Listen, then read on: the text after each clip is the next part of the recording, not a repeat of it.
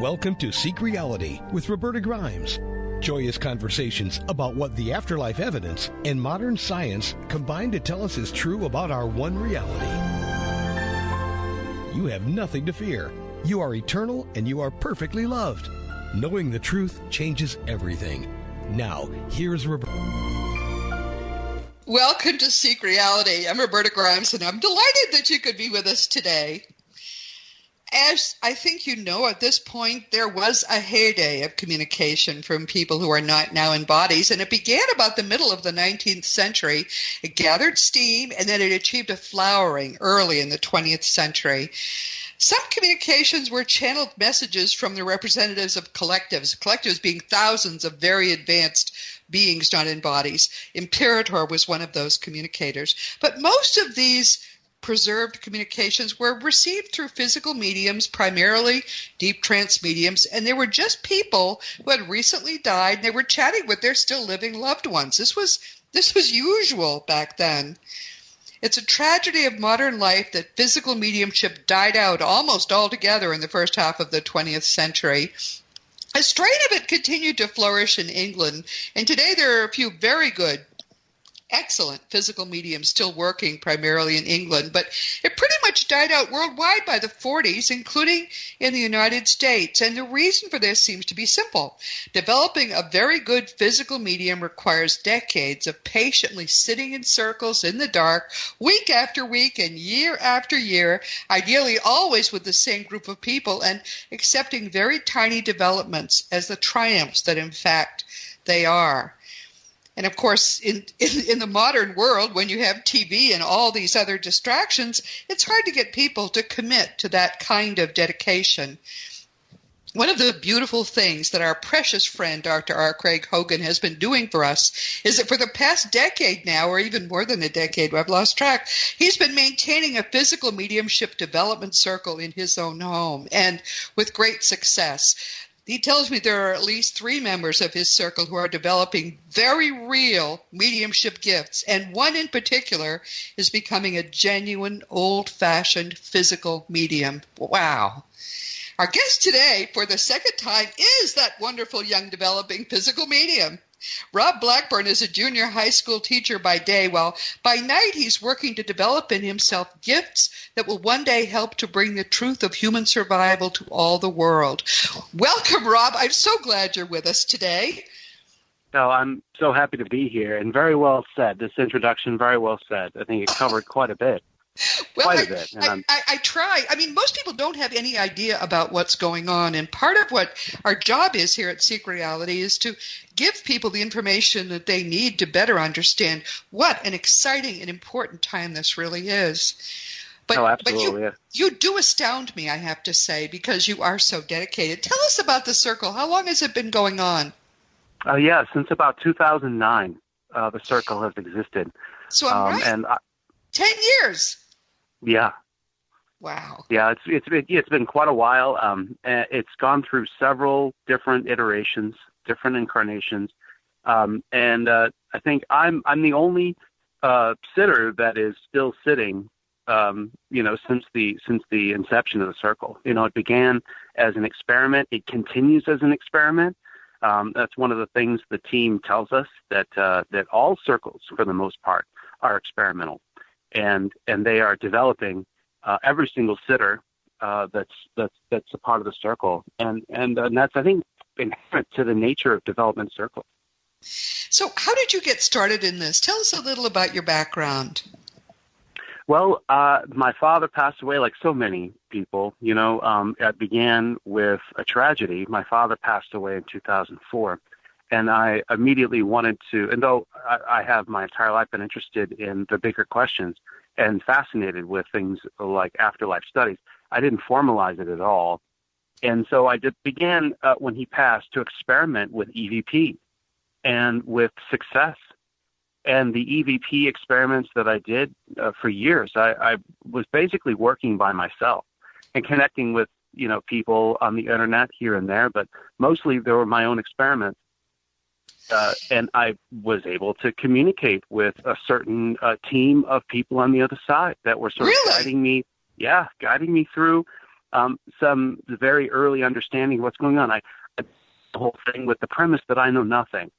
I didn't read anything in the field. I refused to read any at first, anyway, because I didn't want it to pollute my thinking. So I went into it like, completely unaware of the prior work that had been done, and I wanted to be super fresh. And yes. So as I got deeper and deeper into it, I then began to make correlations with things that I to read, connections that I was making with the literature, things that people had already heard, pressure that allowed me to kind of have a notion to went from EVP work to mental.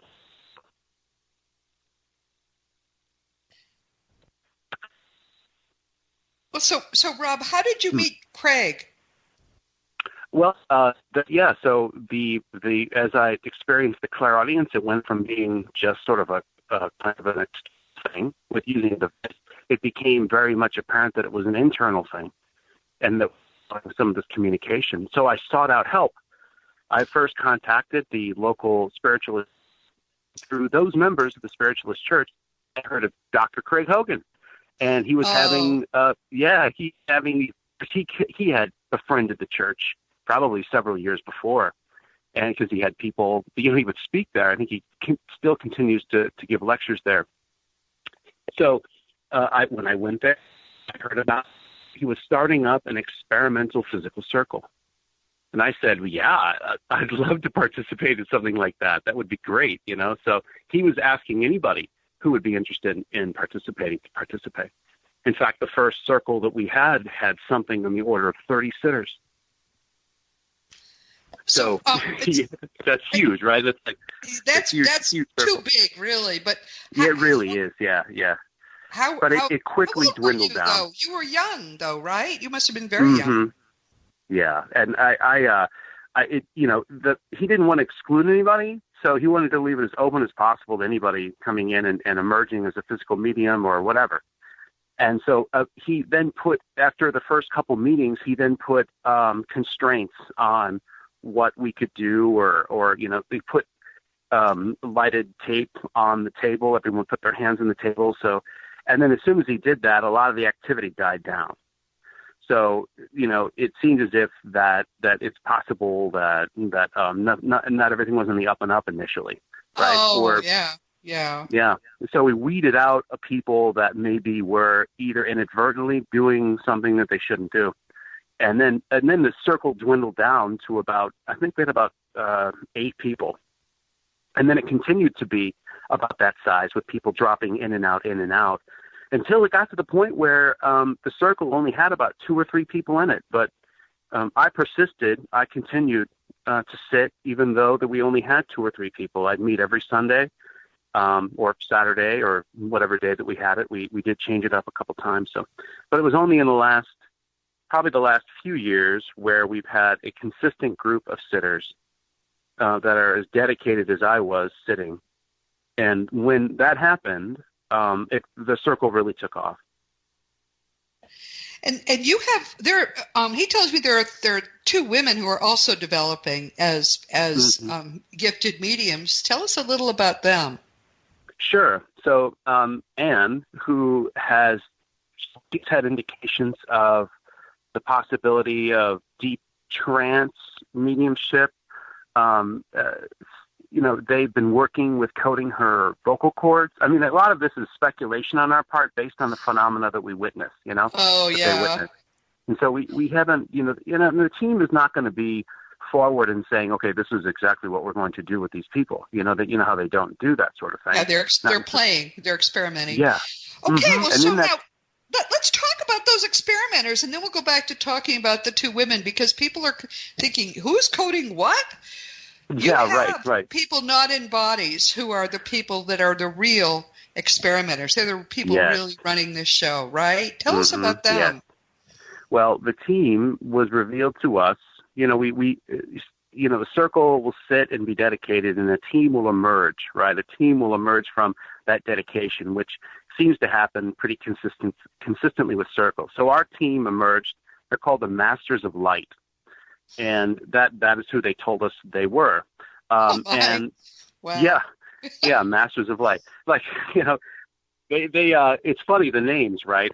You couldn't, I guess, suppose you could make that up, a name like that, but it's not anything that anybody had in their mind, Masters of Light. But so they are, they're dedicated to obviously the same goals that we have in terms of opening up people's minds to the reality, the greater reality, right? And all of that entails. So they have they are a very open group.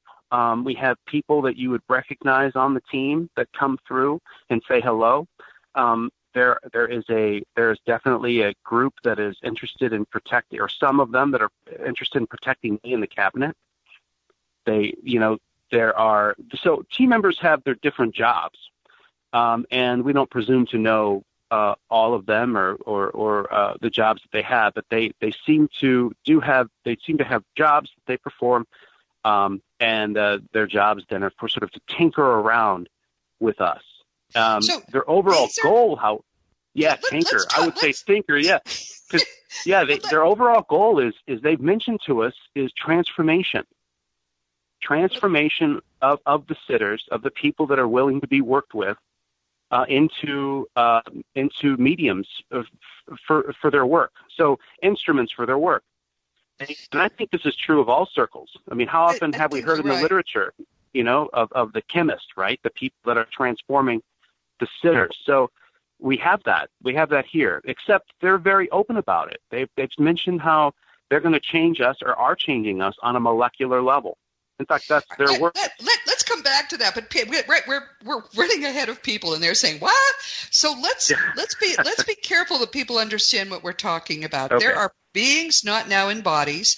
Most of them probably have ceased incarnating. They're that advanced, but they have been in bodies. They're people. It's just that they're not in bodies now, and it is their earnest wish to develop a lot of mediums on Earth to be able to convince us that human life is eternal.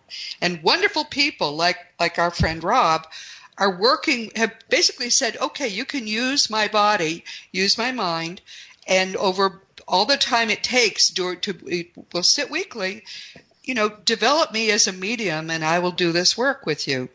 And they will not work with people who are not serious. They could tell whether you're just playing around and you're going to, make the table seem to tip when it doesn't. But this is a group of serious people. So how many not in bodies people are in this circle of light? Do you know? Well, it seems that's a good question, because I think there's a core group of people, and some of which are not, human, right, as we would call them. I think human is kind of a ridiculous thing to call people on the other side, right? Because it's a loaded word. But like, I would say less like us, perhaps, or less recognizable as kind of a conscious being such as ourselves. And so there are, I guess, I don't want to say the word alien, but there are transdimensional types of beings that are also involved. And so it could be a kind of a department, in a like a beer department, in a sense, where you have people that are coming and going, but you have a core group of leaders that have a plan, that are coordinated, that know what they're doing, and they have others that kind of come and go, and they fulfill certain roles that need to be fulfilled. So it's hard to say exactly how many. It's been described to us like when we're in circle sitting, it's like we're in a stadium, and you have lots and lots of people around us, sort of like a domed stadium. And it's necessary for these beings to kind of help along with what's going on. So it's hard to say really a number, right? But I know that on the other side, there's, like, especially true with mental mediums too, that there's a momentum with beings on the other side. If they hear a group is doing well or wants to do well, then perhaps other beings may make the choice to help that group. So you kind of get fans, so to speak, on the other side. Fans, I love it. Yeah. I mean, for lack of better word for it, So there are two, we'll talk about the other two in a moment, but there are three, Craig had told me, that really seem in your circle to be developing well. You are the physical medium. So you sit inside a cabinet, a closed space, right? That's right. During this circle. And what's the reason? Tell everyone the reason for that closed space. It's a darkened room, everyone's sitting in circle, and there's Rob inside the cabinet. Why? I think initially, and I've looked into this. Initially, it was to close off the medium from the other sitters, and I think it was more traditional than anything else. But it's come down to really work functionally as a way to build the energy, to create a separate space so that you're not open. I think it also has the effect of isolating the physical medium so that they feel more comfortable. They feel, it has, I think, more to do with the intent and the psychological nature of the medium than it does, because they can do whatever they like, whether there'd be a cabinet or not. I don't think it's necessary, but it seems to start off as traditional, going with spiritualism. But I love it. Yeah. I love the cabinet. I mean, you can feel the power building within it. It is a sacred space. It's a temple. And I'd rather, being both outside, because, for many years we didn't have a cabinet. I'd much rather have a separate space. Yes. And so to me, it's indispensable. So you have someone else who is developing possibly as a trance medium, you said. Mm-hmm. Yeah. Tell a little about what a trance medium is and how this person is developing. Well, it seems like she has not gone into a deep trance. She's kind of popping in and out, as far as I understand. But they are coating her vocal cords. It seems as if she feels another presence draw close. And I guess the hope would be that either an ectoplasmic voice box might emerge, which is something that she, I believe, I think she was told by a mental medium that this might be the case. But we'll see if that kind of pans out. We'll see if that happens. We always leave everything open. Or it's also possible that they're going to have someone move close into her field and sort of move her consciousness aside and speak through her and use her as an instrument for the communication. So that's a possibility. What they also show clearly demonstrating with the sitters, and they've done this with all three now, and Craig, except for Craig, right? They did it with the three ladies, but not Craig. Although Craig gets phenomena and gets feelings and he feels cold breezes and things all the time. But the ladies, they seem to be, the spirit team seems to be affecting their nervous system. So that's something that they've been to very open and allowing spirit to do it. They'll lift arms up, they'll move hands, they'll contort faces, they'll move, and so the sitters are having these involuntary movements, purposeful involuntary movements of their body while sitting. And we're thinking that the reason is that they're trying to find ways or best practices, sort of developing best practices to manipulate, to do. Are they experimenting primarily to improve what you all do, or do you think that they're looking to use you as kind of guinea pigs to figure out how best to help others as well to do what you do? I mean, sure. I think either one of those, and I would hope the second one. I would hope to think that what we're doing would help other circles. Isn't that beautiful? Yes. I think that, and we could talk about too. We have a Monday night Zoom circle that is doing pretty well as well. If we want to talk about that, it gives people an opportunity to sit in their own space under seance conditions and develop as a sitter would in a physical circle. Okay, well, let's talk about that. How long have you been doing a Zoom circle? We've been doing it since really a little under a year. And we have anywhere between... Go ahead. How many do you have? We started out with about 16 people, and now we've pretty much averaged out to anywhere between, depending on the Monday, because sometimes people can't be there, but anywhere from 9 to 13 people. And they all sit in their own spaces. The spaces are darkened, so it's complete darkness. They have a computer or a phone in their room, in the room with them. And it's funny because some of these people are in really cramped spaces, like a closet or like a bathroom, because not everybody has a little seance room in their house, obviously. Right, They can be easily darkened. And they will have so it's completely dark. So if you do have an electronic device, it has to be completely covered, so there's no light emitting from it. And music is played over Zoom. So, and of course, the master of ceremonies is Craig. So Craig will play the music, a musical selection. We sing a cappella for about 10 minutes, and then we sing with the music for an hour. And that's the length of the sitting. In that time, people are being touched. People are seeing spirit lights. People are getting impressions. People are going into trance.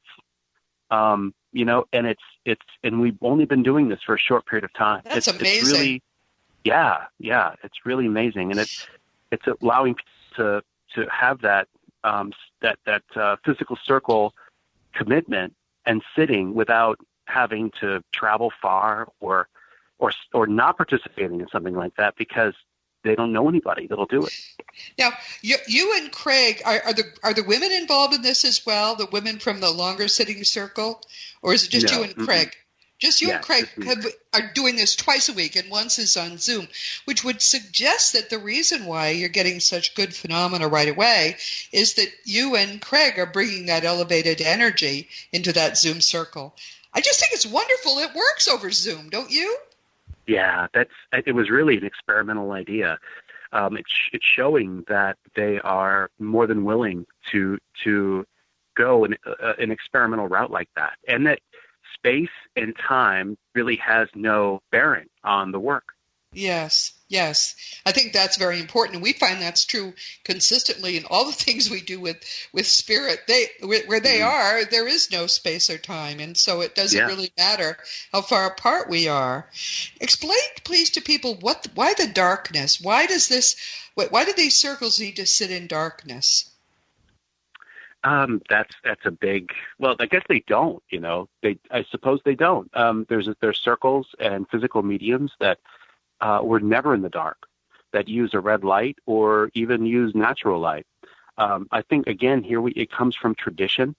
And, we're told by our spirit team to you're guided by your spirit team to go one way or the other or experiment with both over time. So darkness is a choice. I suppose if you sat in light, they would accommodate themselves to that. We chose to sit in darkness based on the messages that we got, and that was years and years ago. And that's why we sit in dark. But that's a controversial topic. It is. I know there's a movement now that wants to, bring everything into the light. And that's fine. I think that they could practice their mediumship in the light, but it doesn't mean everybody has to. And I think that we should kind of look at it as one big, huge, experimental developing family. So if we can, if we can facilitate mediumship in the dark, great. If we can do it in the light, great. I think there's more than enough room for both. I think there is too. The frustration has been, of course, that when you have phenomena, if no one can see them, no one's impressed. And the fact that there's dark makes some people suspicious. There must be something strange going on. But indeed it is a tradition, and I think with good reason. One problem is, of course, that modern light is electric, and electricity is an energy which can interfere with the energy we're developing in the circle. Yeah. Another is that eventually, are you producing ectoplasm yet? Yeah. Can you tell people what ectoplasm is? Sure. It's an exuded biological substance that's basically enlivened or made alive by spirit energy, which is as yet unknown by science. They haven't been able to figure out exactly what animates the ectoplasm. But nevertheless, it's animated, and the material comes from the human body. So much so that if we can believe the old accounts, the body mass of the medium will actually decrease and be Yes. converted to this substance. Yes. Yes. Some cases are absolutely remarkable. When I was reading into, the weight loss, there's a weight loss program, right? There's one way. Little ectoplasm, yes. Right. It's pretty temporary, but yeah. So that ectoplasm is that it is sensitive to light. So yes. if there's light in the room, you may not be able to produce it, or if you produce it, or if light is introduced unexpectedly, it can snap back into your body, which is potentially dangerous for the medium.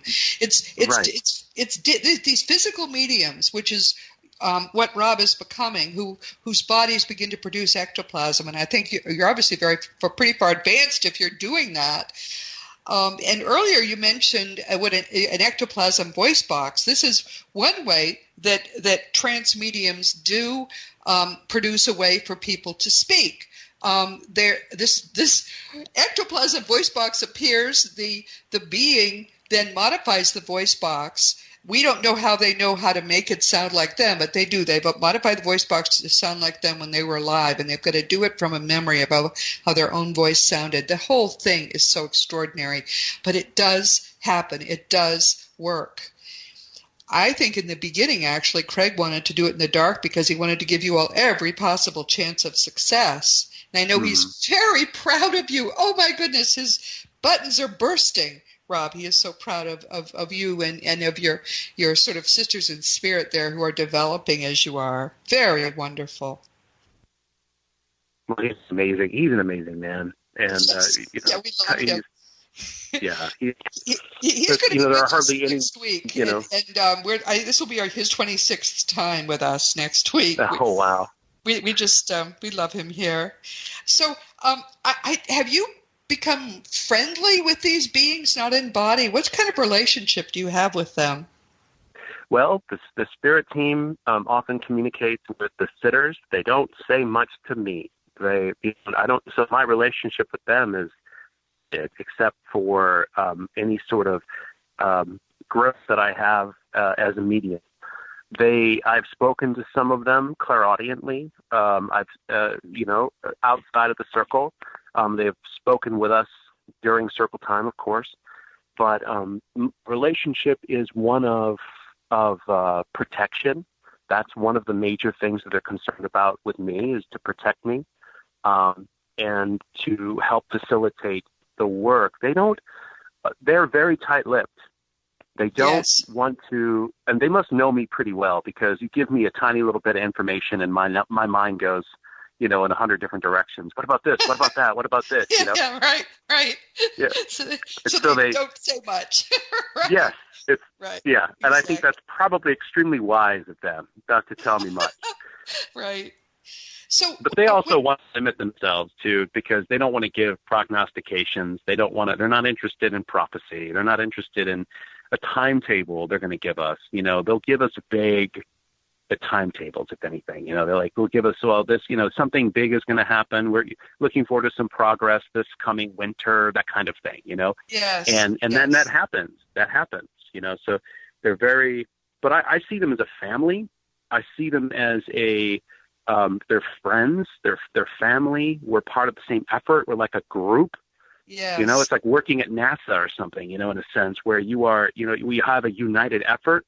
We're trying to get something done. We're trying to, do the best work we can, kind of thing.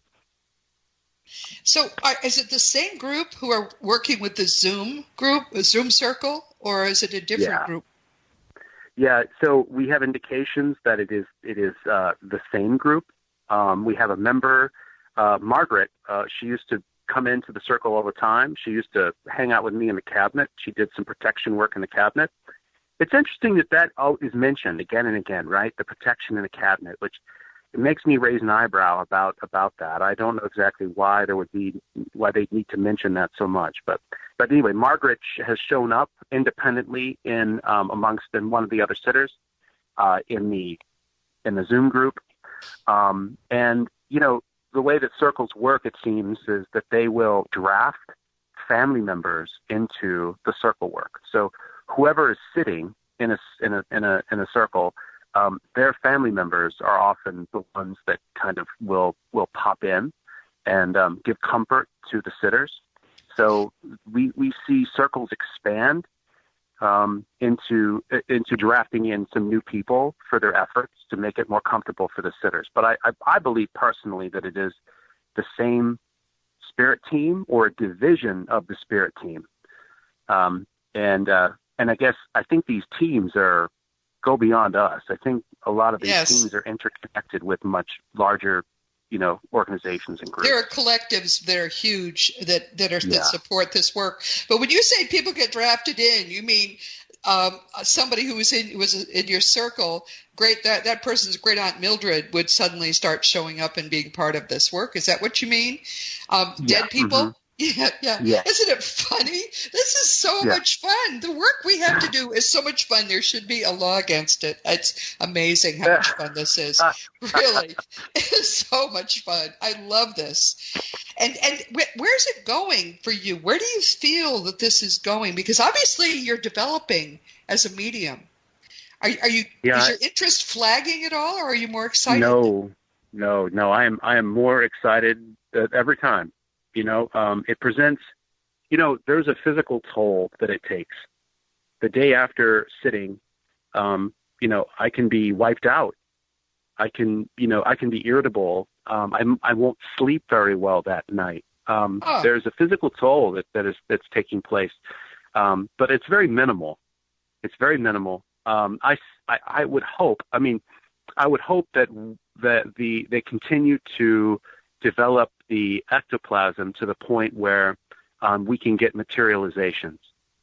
And, that's my hope. But I dare not, say, well, that's what's going to happen, because I have no idea. I would be, back in the beginning, I would be, and still am really, I'd be happy with an ectoplasmic voice box, or something. The goal here that Craig and I had is to establish contact in a way that was irrefutable, and a voice box would do that, so, but whatever they want, whatever the team wants, I'm with. I'm their, I don't want to say I'm their servant, but I am, I'm part of the team, and I'm their anchor here on this side, and whatever it is that they decide they want to do, then I'm on board with that. I think that's the key if anyone wants to work with spirit. We never can forget they're the ones in charge. They know a heck of a lot more than we know. And they are able to make things happen for us in ways we could never think of ourselves. It's submitting to spirit is, to me, a tremendous joy. But Craig says that the team is working to transform your bodies too. What's happening with your bodies? Yeah, they are. They told us, quote, they're changing us on a molecular level and, on a DNA level. And we don't know exactly what that means. They've even said something like they're going to bring us to them. So I, again, don't know what that means. Oh, wow. That sounds like fun, though. Yeah. Watch for a UFO to hover over Craig's house, maybe. Right. Oh, my goodness. Wow. But, so that change I think is an example of what they do with every circle. I think that, it seems to me that there's transformations and are possible with every circle, which again, we see in the Zoom circle. We see in the Zoom circle, people are being transformed. They're demonstrating, some kind of phenomena, helping to facilitate phenomena that they did not before. Yes. Different trance states, and various phenomena happening in their room. So I think that they are transforming, or are able to transform, just about anybody that is willing and has the right heart. Yes. That are sitting in these physical circles. I think this might be this is a kind of a wake-up call for people if they want to connect with spirit and be transformed. Whatever that might mean, it involves trust and a good group and harmony and a heart for it. I think that's entirely for anybody. So if someone listening is saying, hey, I want to try this, what is your advice? How would anyone get started? Would it make sense to contact Craig and get advice and contact you? Sure, that's not a bad idea. I think I mentioned the Zoom circle. The Zoom circle is an experimental circle. It's not, there's no monetary nature to it. There's nothing like that. It's simply an hour of your time. One of the goals of the circle is to introduce people to seance conditions and the discipline it takes to sit in a traditional seance circle. They can take that template and they can move on with it, create their own circle, either a physical circle that is not Zoom, where actually has people in the room, or another Zoom circle, or a hybrid of some kind. Yes. But I think that that's one of the purposes. The other purpose of the Zoom circle is to make us aware of the potential physical and trance mediums that are out there. Yes. Because they seem to want that. Because these people that are potentials, they would have no idea, right? Right. The majority of things, they would have no idea that they have that potential. So that's the other purpose. So I think, people need to, ask themselves, do they want to have that growth? Do they want that growth in their lives? And if they do, if they have that level of trust and discipline, that they can sit for an hour and experience something like that. And then even if they don't work towards it, then it's entirely open and possible for them. It is not quick and easy. It is not like but mental it works. mediumship. I can't get over how dependably it seems to work if people do the right things. All right, here's another question people are wondering about. Might something evil happen in one of these circles? You're opening yourselves to spirit. Is there danger in that? Have you had any negative things happen in your circle? Well, with mental mediumship, very early on, I was describing to you my early experiments with EVP, and unfortunately, one of the things that I didn't do was adequately protect myself early on with my EVP and then mental mediumship.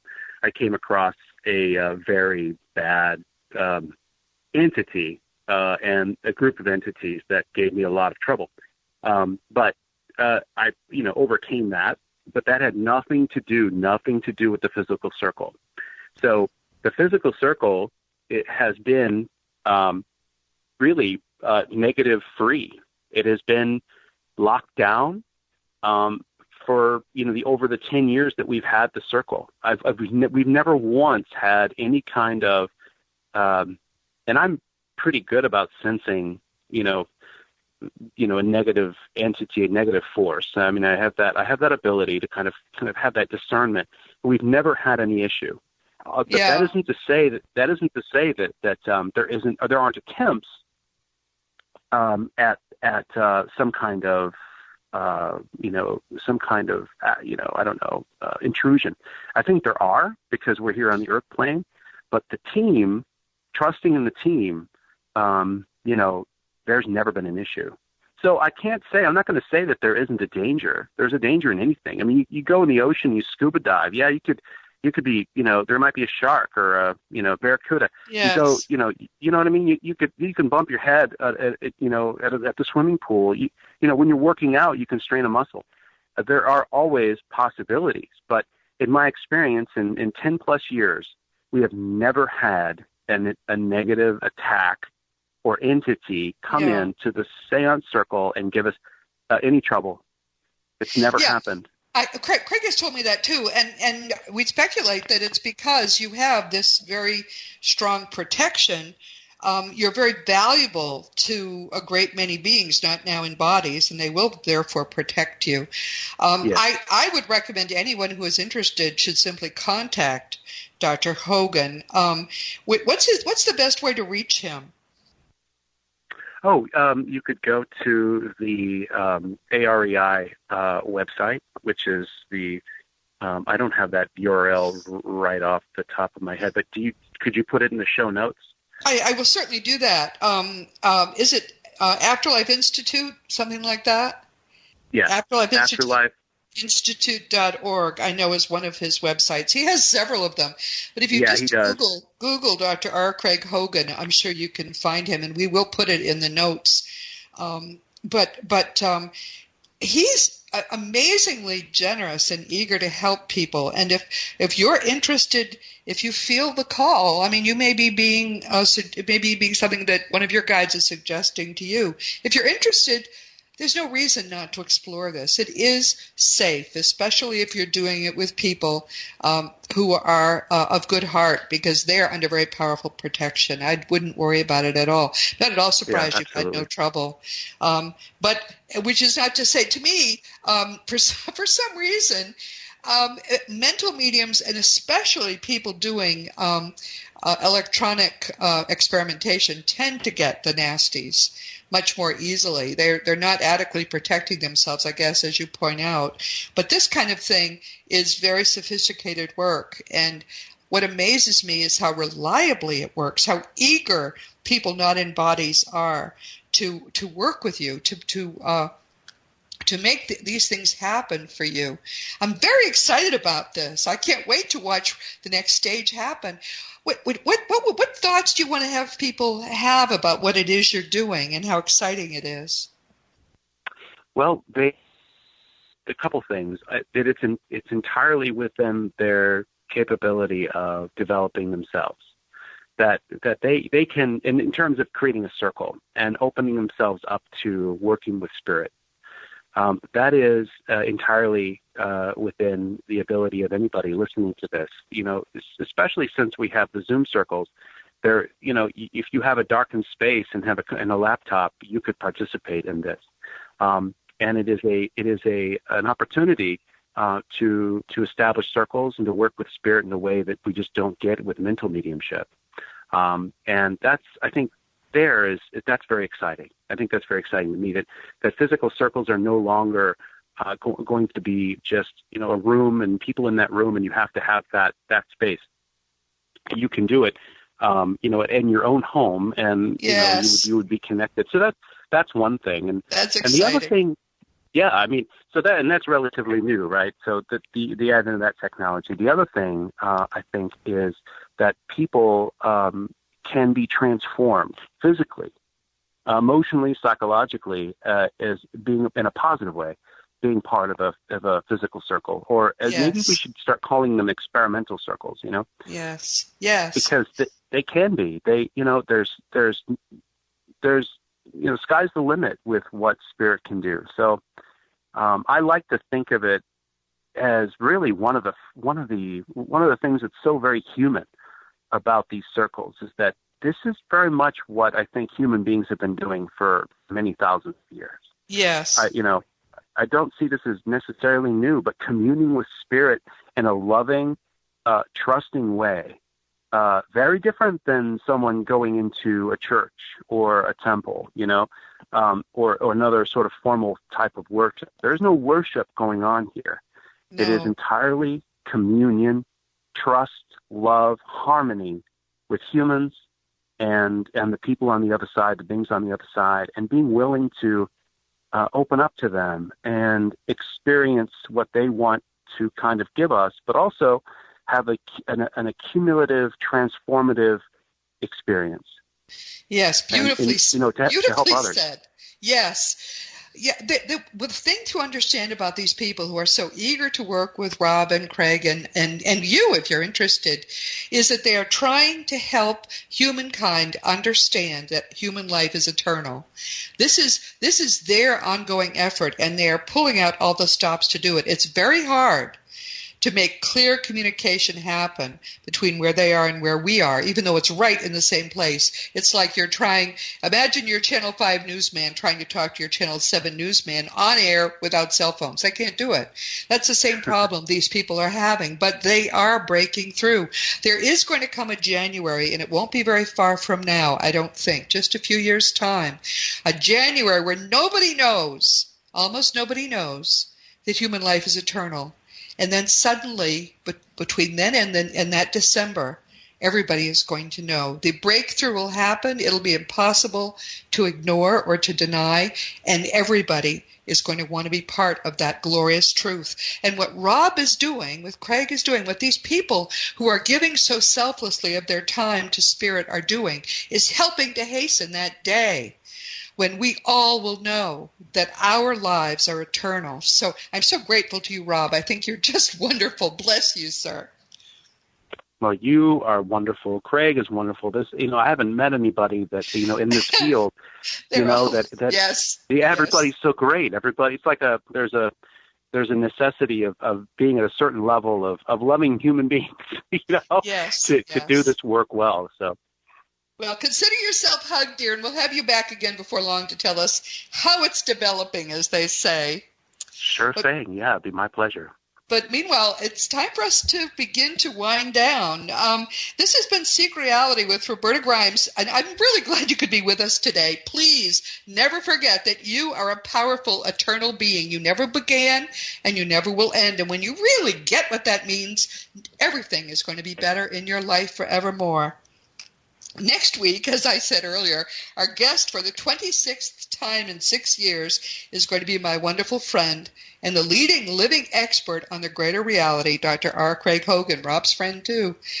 I've asked him to join us to talk about something that's been a topic of late among my blog commenters. If we really are determined to do it, how can we grow enough spiritually in this one incarnation to make this our very last Earth lifetime? This is a big topic, but there really are ways you can make this incarnation your last if you're determined. And next week, we're going to begin that discussion. And the only person I could do this with, of course, is our wonderful Craig. You're going to love this. Please join us. This week we've been talking for the second time and counting with Craig Hogan's friend and mine, Rob Blackburn. Rob is a fascinating young man who is that rarest of birds. He's a developing physical medium. And as you see, he's very down to earth about it. This is just like the world's most wonderful, wonderful hobby. He may very well, this beautiful young man, have an important part to play in what is about to happen on earth, which is the unfoldment of the truth, the fact that human life really is eternal. He's certainly doing everything he can in his own beautiful way to help them make that happen. And in any event, Rob Blackburn is a delightful young man. He's knowledgeable, he's real, and he's someone that we are going to continue to enjoy and talk with and watch his progress as a real physical medium. I'm rooting for him to become a very great success in this. As you know, my own nonfiction books are Liberating Jesus, My Thomas, The Fun of Dying, The Fun of Staying in Touch, The Fun of Growing Forever, The Fun of Living Together, and this fall, The Fun of Loving Jesus, Embracing the Christianity that Jesus taught. For young children, there's The Fun of Meeting Jesus, which is a beautiful, beautiful picture book. Not religious, but it's about the teachings of the great master. If you ever want to talk about any of my books, or if you really want to talk about anything at all, you can always contact me through the contact block on robertagrimes.com. I answer every email. As long as you give me your address, I answer your email. Sometimes I'll write a long email and it'll bounce. So please don't do that to me. Give me your right email.